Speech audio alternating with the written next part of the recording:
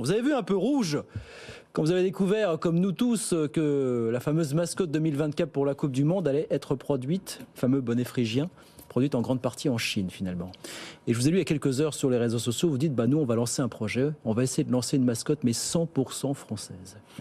Ouais, c'est quoi l'idée? En fait, clairement... c'est dire que là on envoie un très mauvais signal en matière de communication? Oui, on envoie un mauvais signal. Enfin, on est en pleine... on essaie de réindustrialiser les territoires. Je vous rappelle toujours qu'on est à 10% du PIB sur les produits manufacturés en France versus 16% en Europe et 22% en Allemagne. Il y avait une dynamique, on sort d'un salon Made in France absolument incroyable. On a eu plus de 100 000 visiteurs.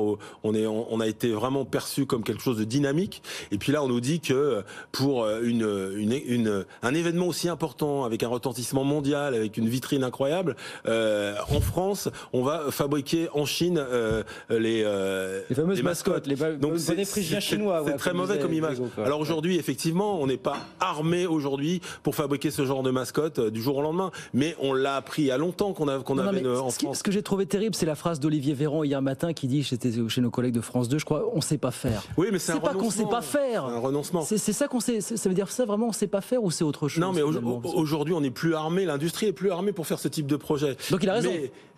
Aujourd'hui, il a raison, mais on aurait dû anticiper. La vraie question, c'est que pourquoi on n'anticipe pas? Là, on a eu un formidable moyen d'anticiper, de réfléchir à l'éco-conception de ce produit, de se dire comment on va le concevoir pour pouvoir le fabriquer chez nous, parce qu'on va avoir les Jeux Olympiques en France, et il est hors de question qu'on le fabrique ailleurs, parce que pour nous, c'est un magnifique moyen de mettre en avant nos savoir-faire, notre industrie, et puis donner de la vision et des volumes sur le long terme. Nos industriels, ils ont besoin de vision. Ils ont besoin de voir. 49,90 € en France, 34,90 € en Chine. Voilà. Bon, voilà.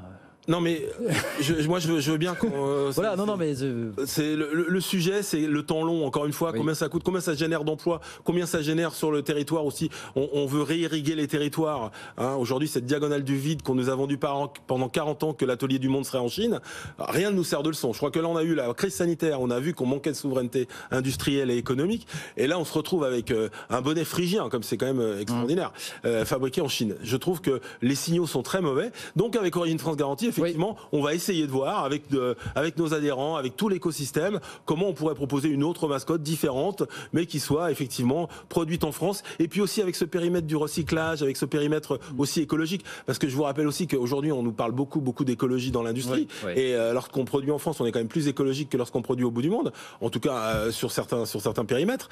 Mais on nous vend en plus cette image d'un produit fabriqué au bout du monde dans des conditions qu'on connaît pas réellement. Donc tout ça c'est gênant. Et moi, ça m'ennuie parce que je voudrais pas que ça bloque un peu cet engouement qu'on nous on ressent sur la réindustrialisation, parce que il y a plein de choses qui ont été mises en place. Il y a des choses qui se passent. Donc pour nous, c'est important de prendre ça en main.